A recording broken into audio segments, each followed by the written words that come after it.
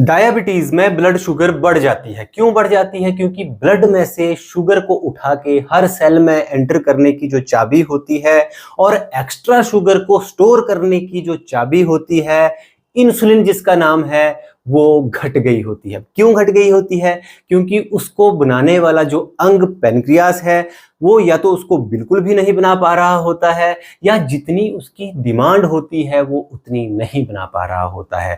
तो आज के इस वीडियो में हम उस पेनक्रियास को समझेंगे और ये समझेंगे कि जब किडनी ट्रांसप्लांट हो सकता है, लीवर ट्रांसप्लांट हो सकता है, यहाँ तक कि हार्ट ट्रांसप्लांट हो सकता है, तो अगर पेनक्रियास का भी ट्रांसप्लांट किया जाए तो उससे क्या क्या फायदे और क्या क्या नुकसान हो सकते हैं। अगर डायबिटीज टाइप 1 के केसेस में पेनक्रियास ट्रांसप्लांट किया जाए, जहां पे पेनक्रियास बिल्कुल भी इंसुलिन नहीं बना रहा है, लगभग पेनक्रियास बेकार हो गया है, तो वहां पे लॉजिक बहुत ज्यादा बनता है कि उनमें पेनक्रियास नया बाहर से डाल दिया जाए ताकि उनको इंजेक्शंस नहीं लेने पड़े। परंतु यहाँ पे दो बहुत बड़े चैलेंजेस आते हैं। पहला चैलेंज क्या आता है कि उनका पेनक्रियास ज्यादातर केसेस में खराब ही तभी हुआ रहता है कि उनका अपना इम्यून सिस्टम ही अपने पेनक्रियास को मारने लग जाता है और उनके ब्लड में पेनक्रियास की एंटीबॉडीज भी पाई जाती है जो पेनक्रियास को मार देती है उनके को। तो जब उनको नया पेनक्रियास डाला जाएगा तो हो सकता है वो एंटीबॉडीज उस नए को भी मार दे।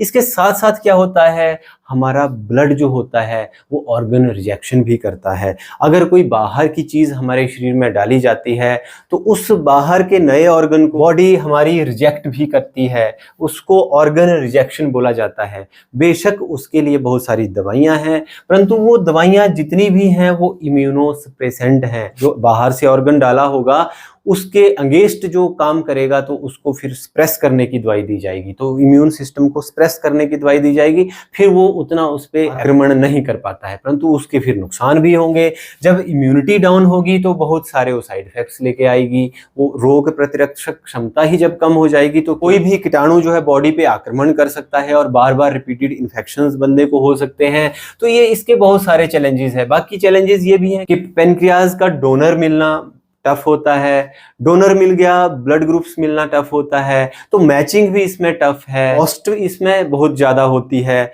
तो इसमें फायदा क्या होगा, इंजेक्शन ही छूटेगा, तो वो तो उतना कोई बड़ी बात है नहीं। तो इसलिए इसमें जो है तो ज्यादातर क्या किया जाता है, बहुत सारे केसेस में इंसुलिन लगा ली जाती है बाहर से और ट्रांसप्लांट के बारे में ज्यादा नहीं सोचा जाता है क्योंकि इसमें फायदे से ज्यादा नुकसान इसमें बहुत है। हाँ, कुछ एक केसेस जिनको इंसुलिन से रिएक्शन होता है, जिनमें इंसुलिन जो है उतने इफेक्टिवली जो सिंथेटिक इंसुलिन होती है, जो लैब्स में बनाई इंसुलिन होती है, उतनी अच्छे से काम नहीं कर रही होती है। तो ऐसे केसेस बनते हैं जिनमें जो है तो पेनक्रियाटिक ट्रांसप्लांट बहुत फायदेमंद है। और दूसरे इसमें केसेस, एक तो ऑलरेडी ही टाइप 1 के केसेस बहुत कम होते हैं, 3% से लगभग कम होते हैं। उनमें भी ऐसे केसेस जिनमें इंसुलिन से रिएक्शन होता है या इंसुलिन जो सिंथेटिक इंसुलिन होती है उतना काम नहीं कर पाती है, वो और कम होते हैं। इसलिए यहाँ पे बहुत कम लोगों में टाइप 1 में भी पेनक्रियास का ट्रांसप्लांट किया जाता है। और अगर बात करें टाइप 2 डायबिटीज की, जो लगभग 97 और उससे भी ज्यादा % डायबिटीज के पेशेंट्स को कंट्रीब्यूट करती है,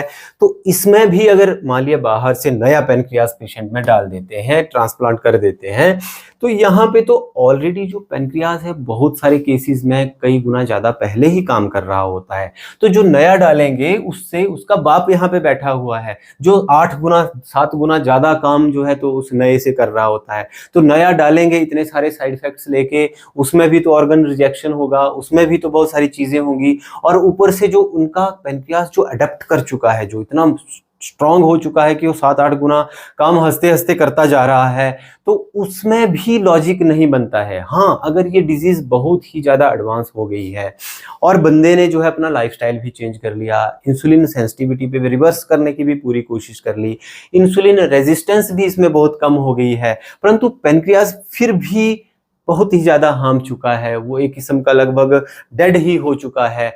उनमें भी ऐसे केसेस जिनमें इंसुलिन से रिएक्शन होता है या इंसुलिन जो सिंथेटिक इंसुलिन होती है उतना काम नहीं कर पाती है, तो उसमें लॉजिक बनता है पेनक्रियाज की ट्रांसप्लांटेशन का। Otherwise pancreas transplant kidney transplant या और भी किसी ट्रांसप्लांट के जितना फायदेमंद नहीं है। ट्रांसप्लांट से बहुत कम लोगों को ज़्यादा फायदा मिलता है। तो इसलिए इस बीमारी से लड़ने के लिए एक सिद्धांत बनाएं कि डाइट एक्सरसाइज पे ज़्यादा ध्यान दें और ट्रीटमेंट का भी पूरा सहारा लें, जितनी कर लेवल की ट्रीटमेंट आपको चाहिए, और जितना हो सके तो ज़्यादा डाइट और एक्सरसाइज पे डिपेंड करें। कंट्रोल इसको जरूर रखें, ऐसा नहीं कि सिर्फ डाइट और एक्सरसाइज पे ही, कंट्रोल भी होनी चाहिए। तो जितनी लेवल का ट्रीटमेंट आपकी शुगर को कंट्रोल कर सकता है उस लेवल का ट्रीटमेंट जरूर लें और डाइट और एक्सरसाइज पे ज़्यादा काम करें, ताकि आपको कम से कम इन्वेजिव, कम से कम जो सीरियस, कम से कम हैवी ट्रीटमेंट बाहर से लेना पड़े, ताकि आप लंबा समय जी सकें, लंबे समय तक आप स्वस्थ मस्त रह सकें और ये शुगर आपका बाल भी बांका ना कर सके। और रही बात ट्रांसप्लांट की, इसके बारे में कभी सोचें भी ना। बहुत बहुत धन्यवाद दोस्तों, जुड़े रहिए हमारे साथ, सब्सक्राइब कीजिए हमारे इस चैनल को, लाइक कीजिए हमारी इस कोशिश को।